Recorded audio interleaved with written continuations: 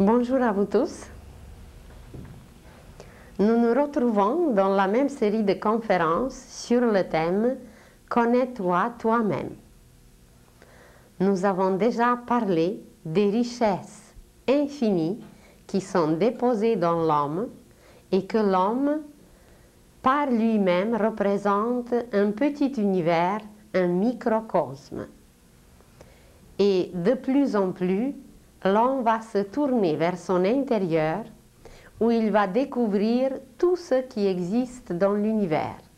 Car en réalité, il n'y a rien de l'extérieur de plus, seulement ce qui existe en nous, nous le voyons à l'extérieur.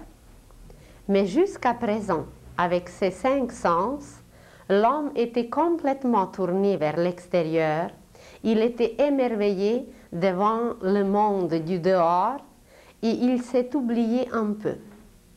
Mais comme sa conscience aujourd'hui s'éveille, comme il entre dans une époque complètement nouvelle, comme l'intensité, le taux vibratoire, le rythme de tout va changer, alors même dans sa compréhension, dans sa conscience, l'homme va changer aussi. Il va se tourner davantage vers l'intérieur où il va vraiment connaître l'univers entier à travers son propre intérieur. Nous allons trouver en nous des constellations, des étoiles, des soleils, des planètes, la musique. Nous allons trouver que nous sommes bâtis d'après les lois de la musique au niveau cosmique, d'après les lois cosmiques de la musique. Nous allons découvrir des merveilles qui se trouvent en nous, mais jusqu'à présent, comme notre concentration, notre attention était tournée vers l'extérieur, cette richesse intérieure qui est déposée en nous, elle nous échappait complètement.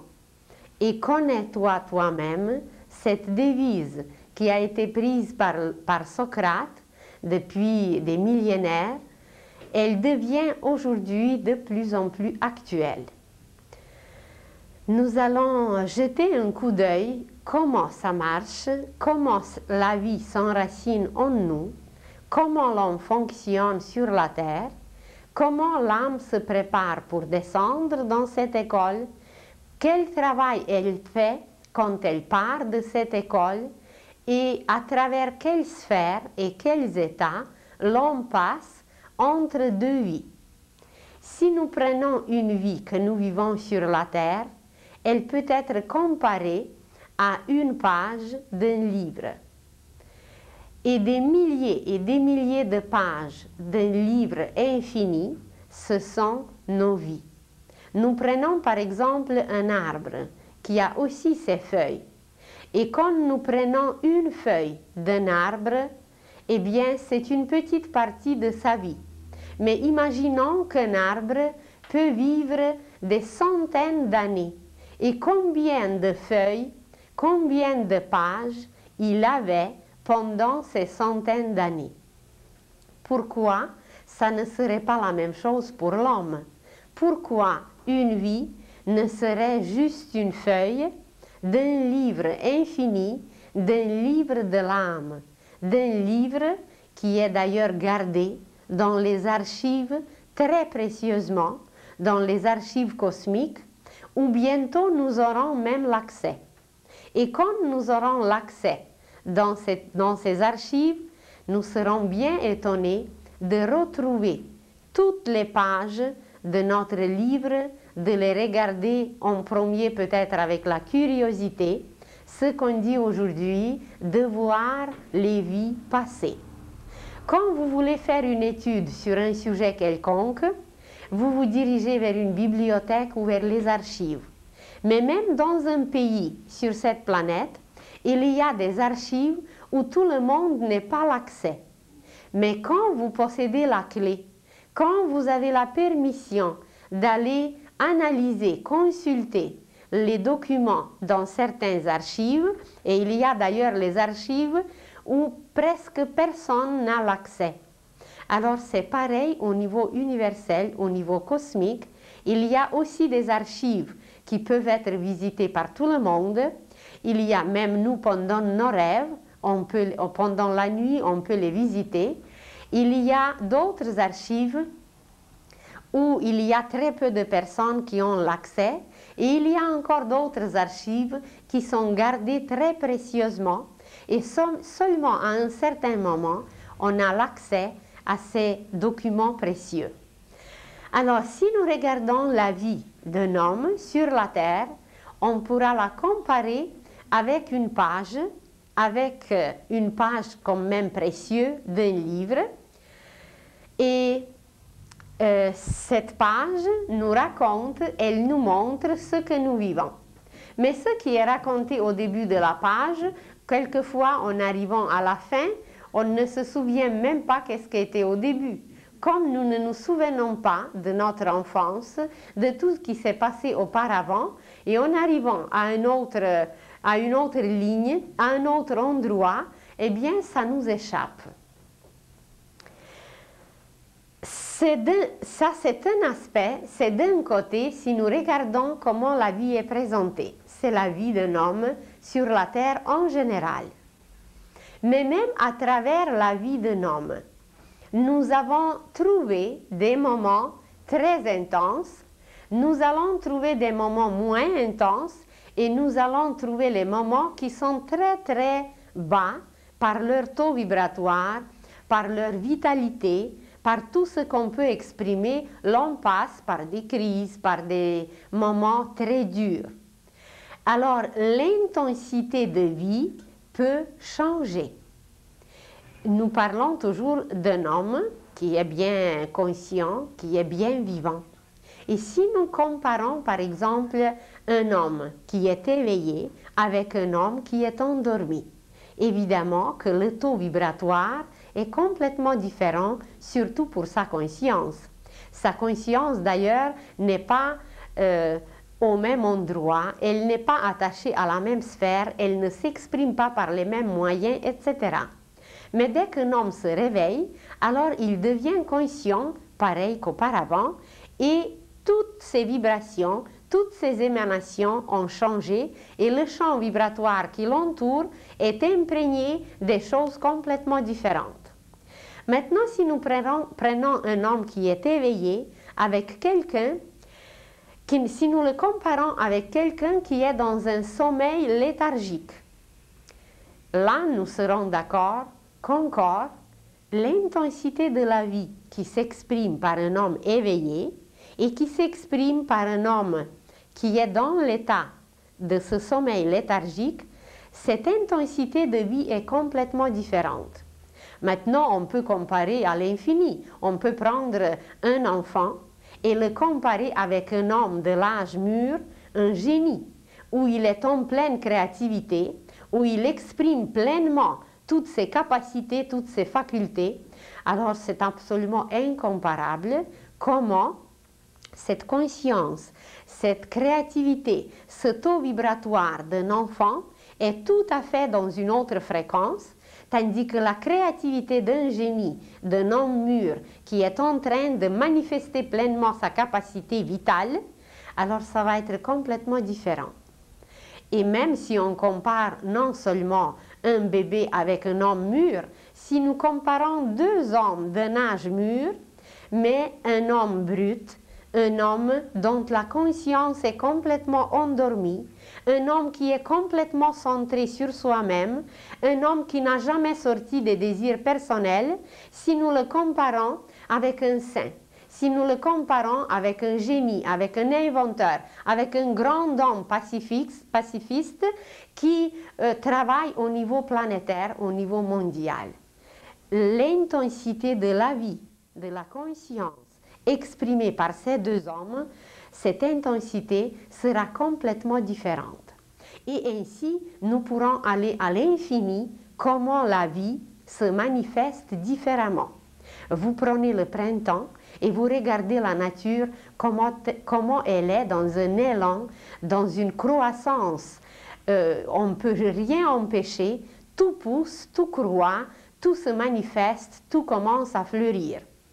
C'est un état de vie. Et si nous regardons l'automne, qui est si extraordinaire, qui est si beau, devant lequel nous nous émerveillons autant, c'est tout à fait quand même un autre état de vie où les feuilles tombent, même si elles sont très joliment colorées, mais quand même leur état de vie est complètement différent de celui du printemps. Et ainsi de suite, nous pouvons comparer la vie des racines au printemps et l'été avec la vie des racines en hiver. Nous pouvons comparer beaucoup de choses qui nous entourent et nous allons trouver que la vie se manifeste différemment. Vous prenez par exemple un fruit. Évidemment, il est vivant, il est prêt à manger quand il est cueilli d'un arbre. Et le même fruit, s'il est laissé trop longtemps, il y a une autre vie qui s'introduit en lui, toutes les radiations solaires qui étaient emmagasinées dans ce fruit, s'il était abandonné, laissé trop longtemps, alors il y a une vie qui commence le processus inverse. Au lieu d'emmagasiner les forces vitales, ces forces vitales commencent à se perdre jusqu'à un tel point que le taux vibratoire de ces radiations sera nul et c'est le processus inverse qui s'installe, qui est la décomposition. Mais même cette décomposition, c'est un état de vie. C'est comparable avec le froid et la chaleur. Là où il y a la chaleur, il y a la vie. Où il y a la vie, il y a la chaleur. Et dès qu'un froid, dès que notre cycle s'installe, alors la vitalité baisse, mais on ne peut pas dire que la vie est complètement, disparue de cet objet ou de cette personne ou de quoi que ce soit. La vie a pris seulement un autre taux vibratoire, une autre expression. Et même là où il y a l'état de décomposition, il y a une vie, mais c'est une vie complètement différente. Maintenant, pour nous regarder nous-mêmes, un homme sur la terre, nous nous connaissons seulement à partir du moment quand le bébé vient au monde. Nous nous connaissons seulement à partir du premier souffle. Avant ça, il y a certains moyens d'étudier la mère enceinte, il y a même certains moyens de photographier certaines choses, mais quand même, toute la vie qui n'apparaît pas devant nos yeux, elle échappe complètement à notre conscience. Il y a une science extraordinaire qui se prépare et que les humains connaîtront bientôt, c'est la vie d'un enfant pendant la gestation. Et même la science va aller plus loin, elle va découvrir le contact de la mère avec une âme avant la conception. Et ça va donner une science des plus extraordinaires, et c'est cette science qui va transformer toute la société. Parce que la vraie éducation commence avant la naissance. L'âme qui va travailler avec sa mère pendant l'état de gestation, la mère pourra introduire dans son enfant, dans son corps, pourra introduire les meilleurs éléments. Et les enfants qui vont naître de cette façon, ce seront des initiés, des grands maîtres et des génies, car leur corps physique, leurs pensées, leurs sentiments seront composés de lumière, de l'or, des éléments les plus précieux, les plus choisis et les plus purs. Mais avant que la science découvre tout ce monde merveilleux qui est caché pour l'instant à nos yeux, avant que la science découvre les appareils qui vont pénétrer, qui vont nous permettre de communiquer avec ce monde invisible, on va jeter un coup d'œil sur nous-mêmes. Qu'est-ce qu'il se produit? Qu'est-ce qu'il se passe au moment quand le bébé naît, quand le bébé vient au monde, avec son premier souffle, on dit le premier cri. Même nous parlerons un jour que le cri sera changé en sourire. Et les enfants viendront au monde en souriant et non en criant. Car intuitivement, l'enfant sait qu'il descend dans un monde froid, dans un monde inharmonieux, où il n'est pas peut-être toujours bien accueilli, où il aura des difficultés à passer, et il s'oppose par toute la mémoire de ses cellules, il s'oppose et il crie. Tandis que s'il était vraiment accueilli à la perfection, dans une harmonie parfaite, avec un amour infini, eh bien l'enfant n'aura pas de raison de crier ni de pleurer. Il viendra, il saluera ses parents, parce que sa conscience sera peut-être plus éveillée, et voilà, avec un sourire, il commencera une vie complètement différente de celle à laquelle sont habitués nos enfants. Mais de ça, on en parlera une autre fois. Alors, qu'est-ce qu'il se passe quand l'enfant prend son premier souffle? Tout le travail, on va aller dans les prochaines conférences, on va aller voir comment l'âme travaille, comment l'âme prépare les corps, quel travail elle accomplit avant de venir sur la terre, mais nous prenons l'élément qui est visible à nos yeux, et nous prenons le commencement qui est évident pour tout le monde. Tout le monde sait qu'en naissant, un enfant pousse un cri et il prend sa première respiration.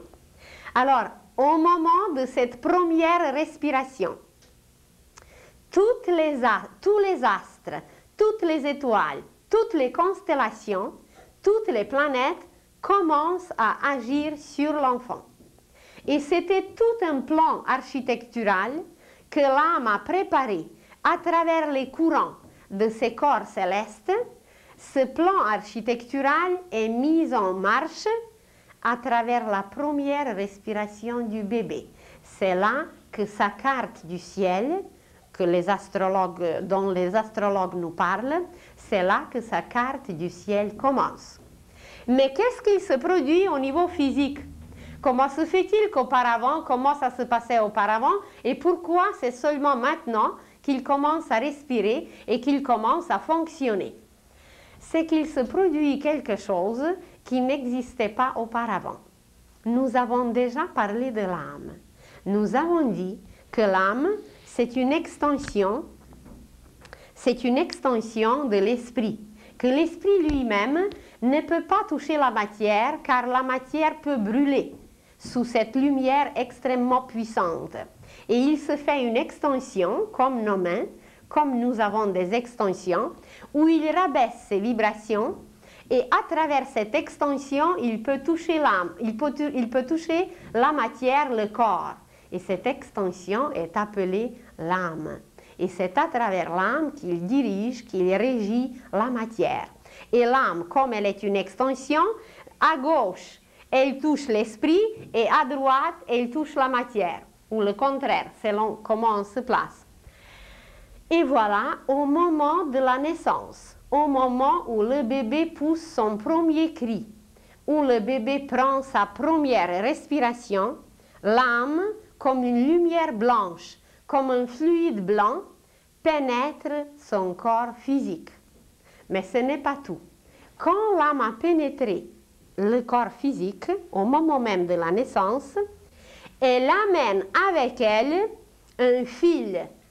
Elle amène avec elle un courant qu'elle enracine dans le cœur.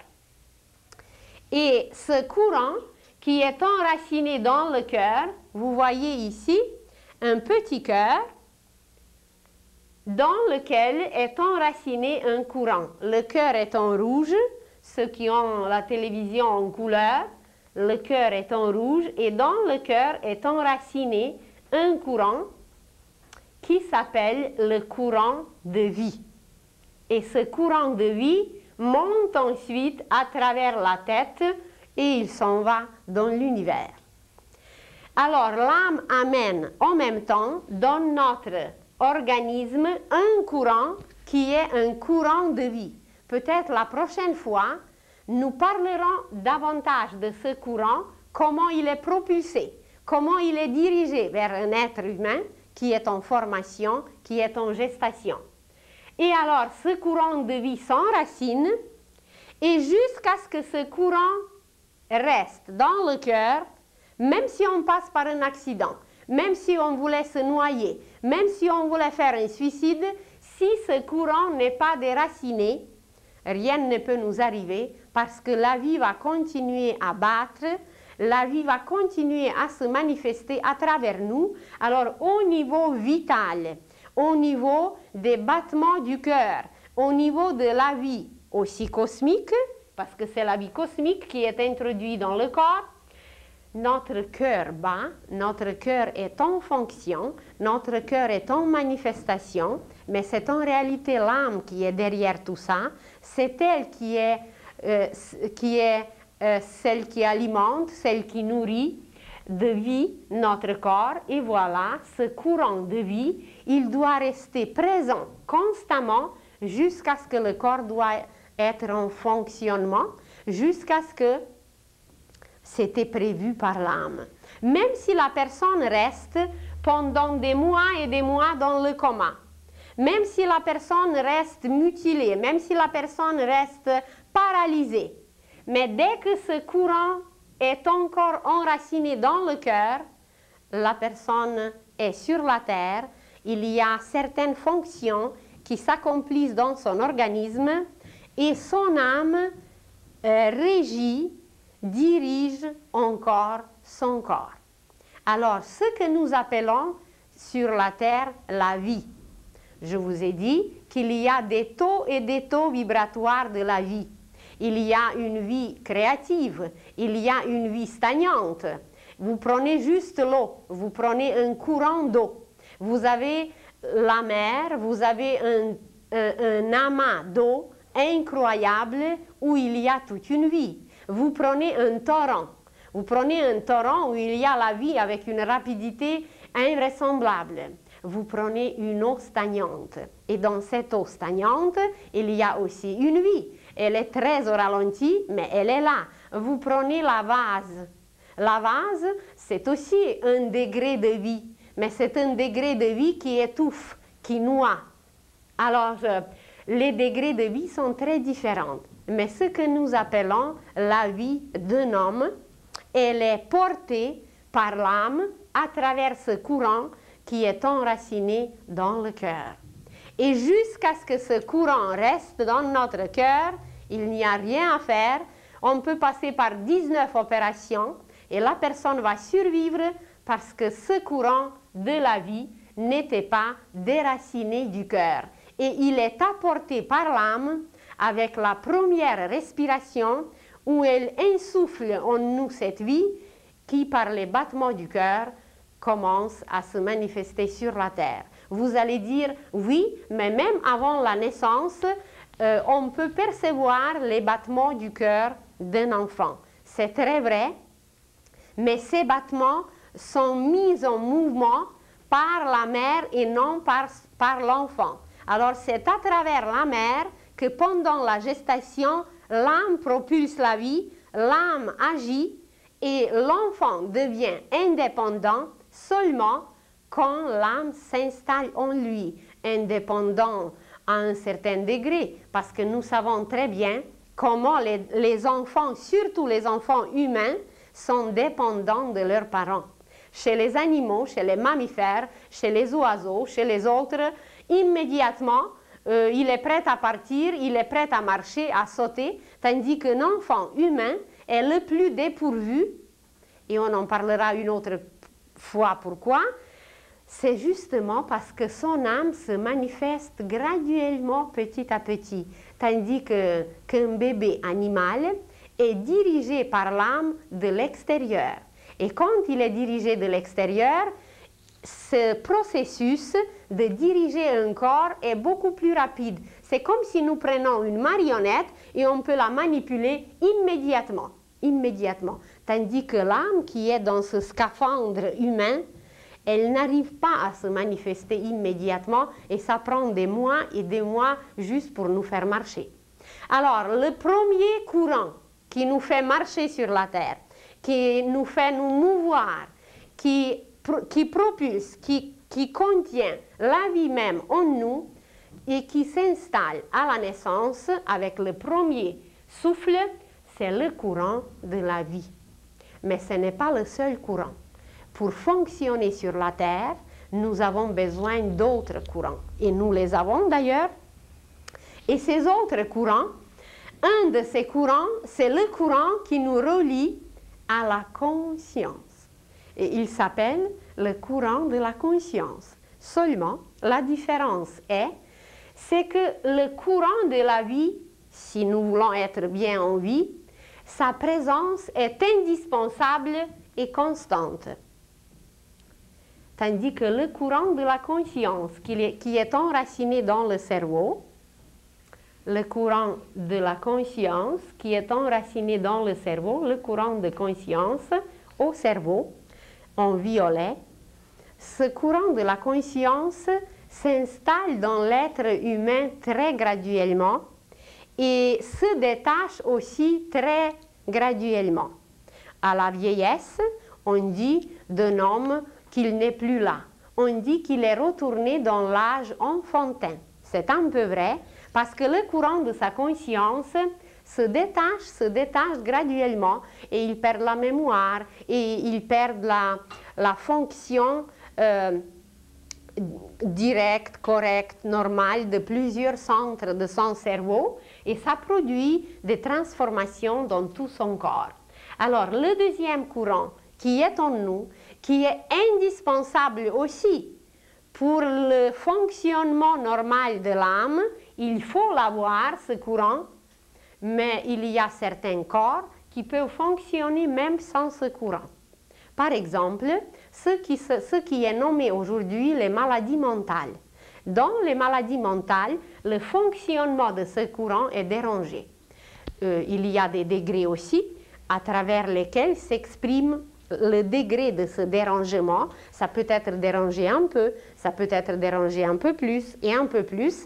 Et alors, dans ce cas, ce courant, il est en partie dans l'être humain, il est en partie en fonction, il ne fonctionne pas comme il faut à pleine capacité. Et aussi, il est possible qu'il n'est pas du tout présent, qu'il est complètement absent dans les cas de coma, même dans les cas de certaines maladies mentales, il est complètement absent, tandis que pour vivre sur la Terre, le courant de la vie doit être absolument présent. Alors, le courant de la conscience peut être présent au complet, il peut être présent en partie petite ou grande, ou il peut être complètement effacé et complètement absent. Et pour que l'âme puisse fonctionner quand même pleinement, pour qu'elle puisse accomplir ses projets sur la Terre, la fonction normale de ce courant est indispensable. Elle est comparable à un exemple. Vous imaginez un virtuose.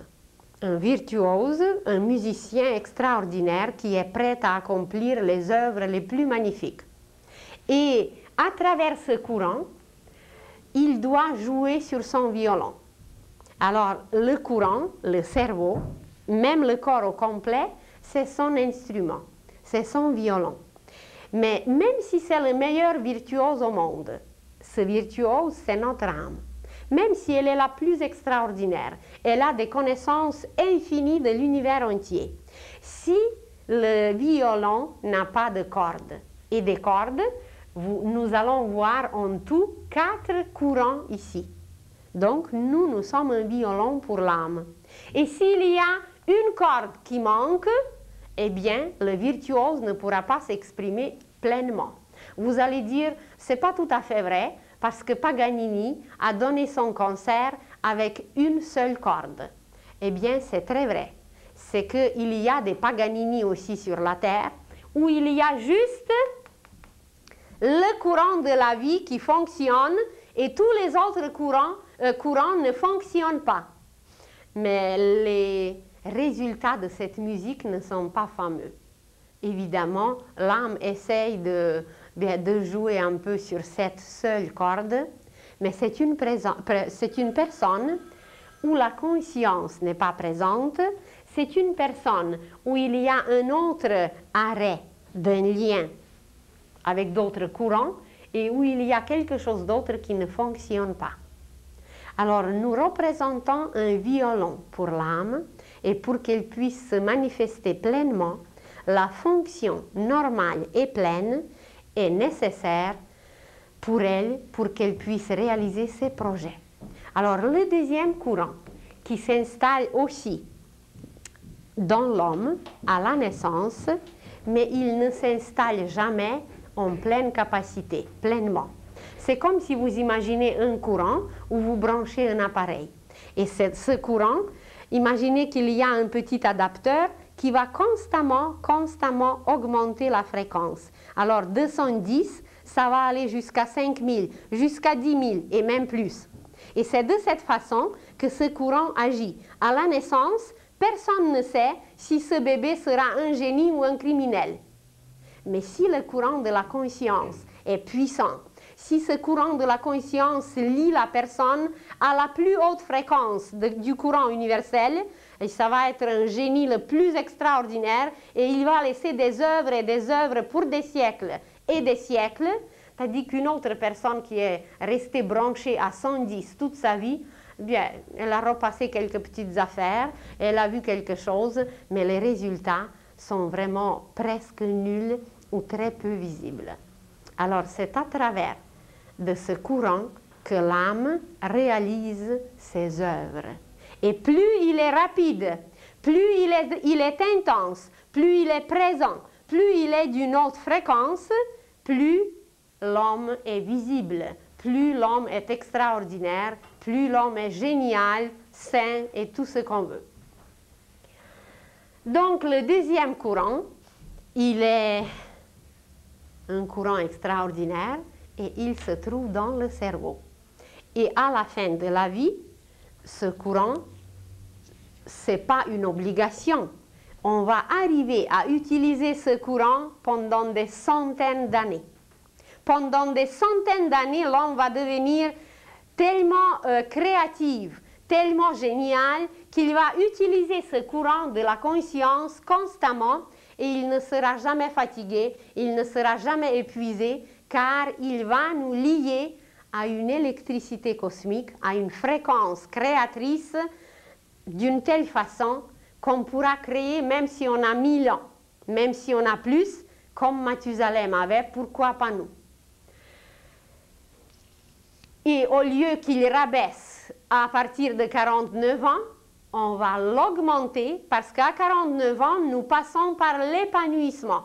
Et cet épanouissement peut durer ensuite des centaines et des milliers d'années. Donc le deuxième courant qui s'installe dans notre corps, mais qui s'installe petit à petit graduellement, est le courant de la conscience. Le troisième courant qui nous lie à l'univers entier, qui nous lie avec tous les astres, qui nous lie avec toutes les influences de chaque étoile, qui nous lie avec tous les êtres humains sur la terre, qui nous lie avec tous les êtres animaux, qui nous lie avec les plantes, qui nous lie avec les pierres, qui nous lie avec les émanations et les vibrations de tout ce qui vit sur la terre dans l'univers, eh bien nous sommes liés avec tout ce monde par un troisième courant qui est enraciné dans le plexus solaire et ce courant s'appelle le courant de la force, le courant de force de la personnalité, parce que notre personnalité se nourrit à travers tous les aliments qui nous sont envoyés de l'univers. Et ces aliments, en forme de vibration, en forme de fluide, en forme d'éléments extrêmement subtils, toutes ces forces nous pénètrent dans le sens bénéfique si nous sommes forts et dans le sens maléfique si nous sommes faibles. Parce que de quelqu'un qui n'est pas harmonieux, d'une personne qui n'est pas harmonieuse, nous pouvons recevoir des fluides qui nous sont maléfiques. Ça veut dire que ces fluides nous ont dérangés, ces fluides nous ont amenés jusqu'au mal de tête, ces fluides nous ont ébranlés pour 2 semaines. Eh bien, ça ne veut pas dire que c'était nécessairement mauvais. C'était mauvais pour nous parce que nous, on était plus faibles que l'autre. Nous, on ne savait pas comment utiliser, comment transformer ce qu'on a reçu. ou comment se protéger, ou comment fermer. Alors, à travers ce courant, la personnalité a été affectée. Mais si nous sommes forts, si nous savons comment fermer notre porte d'entrée, de ne pas laisser pénétrer n'importe qui, si nous savons comment transformer même ce qu'on a reçu, même si c'était un déchet, une cacophonie, mais on l'a pris et on a immédiatement accordé ce courant, eh bien, on n'était pas dérangé, on a même arrangé l'autre personne, on l'a harmonisé. Alors, pour les faibles, eh bien, c'est pas bien, mais pour les forts, c'est toujours bien. Alors, ce troisième courant, il nous lie avec l'univers entier. Il est le porteur des éléments et des aliments de l'univers entier. Nous pouvons recevoir la lumière, nous recevons la musique, nous recevons la paix, nous recevons une quantité de choses innombrables et ça passe en nous, ça entre en nous par le plexus solaire, car nous nous sommes dit déjà que le plexus, c'est la porte d'entrée principale à travers laquelle, comme dans une bâtisse, il y a toujours une porte d'entrée principale où tout le monde passe.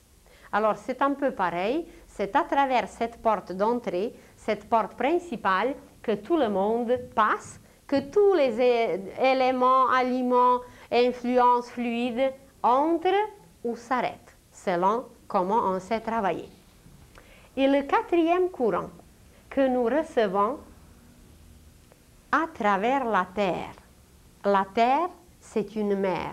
La Terre est notre mère qui adapte tout à notre degré, qui adapte tout à notre réceptivité, qui est là pour travailler tout, pour accommoder tout à nos besoins.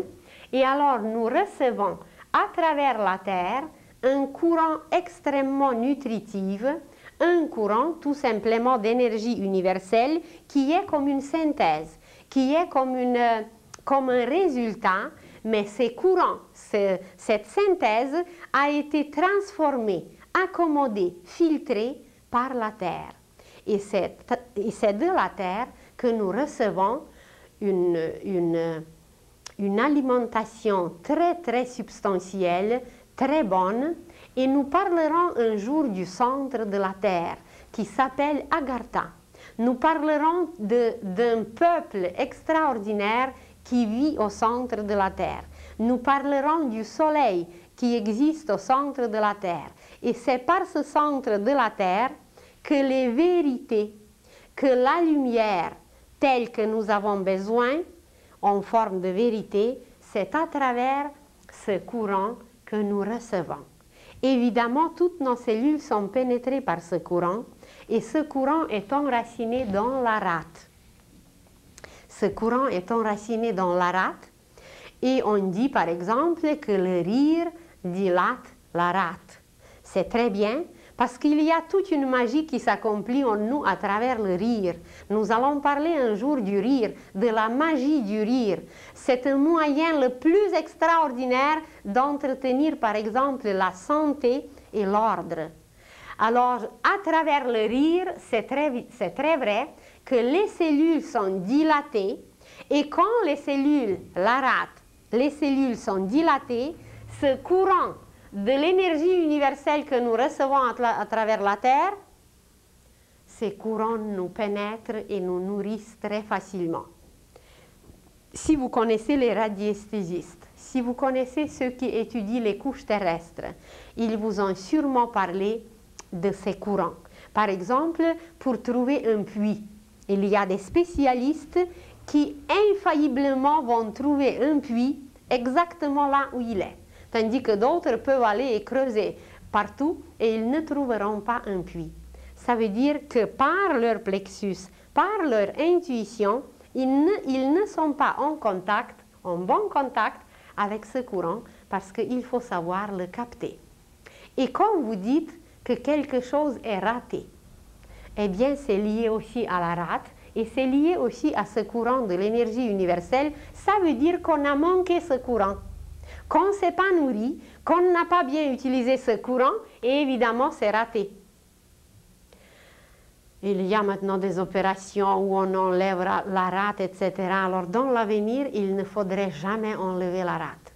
Mais il y a certaines maladies, il y a certaines circonstances où on est obligé d'éloigner cet organe extraordinaire qui est le transformateur, qui est le générateur et le transformateur d'une énergie indispensable à la vie. Et voilà, ces 4 courants en tout représentent symboliquement 4 corps. On a parlé qu'avant d'aller dans le plan spirituel, nous avons 4 corps. Qu'il y a le corps physique, qu'il y a le corps éthérique, qu'il y a le corps astral ou sentimental et qu'il y a le corps mental. Et vous allez voir comment ces 4 organes et ces 4 courants, comment ils sont liés à ce qu'on a mentionné. Vous allez voir le cœur qui est lié au corps physique, car le corps physique ne pourra pas fonctionner si le courant de la vie qui est enraciné dans le cœur, s'il n'est pas là. Alors le fonctionnement est brisé à l'instant même. Ça s'appelle, dans le langage de notre 5e race, la mort clinique. Alors cette mort, voilà, elle est là quand le courant de la vie est déraciné du cœur. Donc le cœur est lié au corps physique. Si nous regardons la rate, la vitalité, elle est liée au corps éthérique. Et tout le réseau éthérique, toute l'alimentation, toutes les provisions, tout le provisionnement des énergies au corps éthérique est raté si la rate est enlevée. Ça veut dire que les courants éthériques ne peuvent pas alimenter le corps convenablement. Et quand la rate est enlevée, certains éléments commencent à s'emmagasiner dans le cerveau. Et chez certaines personnes, ce processus d'emmagasiner certains métaux dans le cerveau est très lent. Alors si ce processus est lent, la personne n'aura pas les difficultés immédiates. Mais si dans certains cas où d'autres organes étaient affectés ou d'autres organes ne fonctionnent pas si bien, dès que la rate est enlevée, cet emmagasinage de certains éléments et de certains métaux dans le cerveau est beaucoup plus rapide et puis les conséquences ne sont pas toujours connues. Dans certains cas, même si c'est connu, mais la médecine d'aujourd'hui ne peut pas toujours solutionner ces problèmes car ces problèmes ne sont plus au niveau physique. On ne peut plus les solutionner au niveau physique. Elles sont en dehors de l'anatomie et de la médecine d'aujourd'hui, elles sont au niveau éthérique. Et pour ça, ça prend un initié qui connaît ces courants et qui peut réinstaller tout immédiatement. Et même nous, les hommes ordinaires, nous allons apprendre comment retisser, rebâtir notre corps éthérique. Et quand on va l'apprendre, eh bien c'est là qu'on va devenir immortel, c'est là que même s'il nous manque quoi que ce soit, la vie continue parce que la terre qui est la nourricière, elle continue à nous pourvoir à travers la rate, à travers le corps éthérique d'abord et ensuite la rate, elle continue à nous nourrir sans cesse. Et si nous regardons les courants qui nous viennent des astres, c'est pas étonnant que ce courant est enraciné dans le plexus solaire qui correspond, qui est l'organe du corps astral. L'organe du corps astral est le plexus solaire. Mais le plexus, il est au niveau éthérique. Alors, il nous lie avec les astres. Et comme on a dit que chaque être humain, c'est un univers. Donc, chaque être humain, c'est aussi un astre en évolution. Parce que chacun de nous va devenir comme un soleil. D'ailleurs, le plexus, il est déjà cette image. On est déjà à l'image des astres à travers le plexus.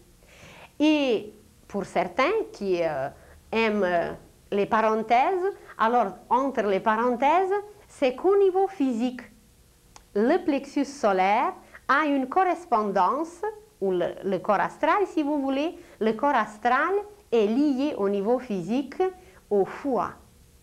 Et le bon fonctionnement du foie ne dépend pas toujours des aliments physiques. Le bon fonctionnement du foie dépend de nos sentiments et de ce courant de la personnalité qui capte de partout tout. C'est à travers ce courant que nous captons les pleurs, que nous captons les mauvaises vibrations des autres, que nous captons les couleurs qui ne nous plaisent pas chez les autres, que nous captons quelquefois quelques impuretés ailleurs. Et quand on n'a pas su tamiser, filtrer ces impuretés, eh bien ces impuretés nous pénètrent à travers le plexus solaire. Ça va dans le système nerveux, à travers le système nerveux, ça va dans le sang, du sang, ça va dans le foie, et voilà, le bon fonctionnement du foie est dérangé à cause du mauvais fonctionnement de ce courant. Donc, voyez comment tout est lié. Mais quand la médecine va découvrir ces choses extrêmement simples, ces choses les plus normales, les plus évidentes, eh bien, toutes les maladies seront instantanément éliminées parce qu'on ira à la cause. Aujourd'hui, évidemment, la médecine fait des merveilles. Elle fait des choses extraordinaires. On ne peut pas s'en passer. Mais ça ne veut pas dire qu'elle est complète. Il y a des choses à compléter et c'est avec des initiés, avec des clairvoyants qui possèdent une voyance sur tous les niveaux que la médecine va faire et la science. Ils vont faire des découvertes magnifiques et que les maladies seront tout simplement éliminées, tout simplement parce qu'on ira à la cause des choses, tandis qu'aujourd'hui, on soigne l'effet, on soigne les conséquences. Et comme la cause n'est pas déracinée, comme si vous avez une dent, bien on peut bien l'enlever, mais s'il y a quelque chose qui reste, quelques racines, eh bien ça va faire du mal, ça va déranger, etc. Comme on prend une plante qui n'était pas déracinée, ça commence à repousser, ça fait des ennuis, etc. Alors, on va aller tout simplement à la cause des choses. Et des causes, ceux qui connaissent les livres d'Edgar Cayce, ceux qui connaissent les prescriptions d'Edgar Cayce qu'il a données à travers ses dossiers, eh bien, les médecins qui ont travaillé avec lui, ces médecins étaient complètement déroutés. Comment se fait-il que dans chaque cas, il faut un autre médicament? Dans chaque cas, il faut quelque chose d'autre parce que la cause est différente. Et dès que la cause est différente, eh bien, l'effet semble être pareil, mais pour éliminer la cause, ça prend des moyens tout simplement différents.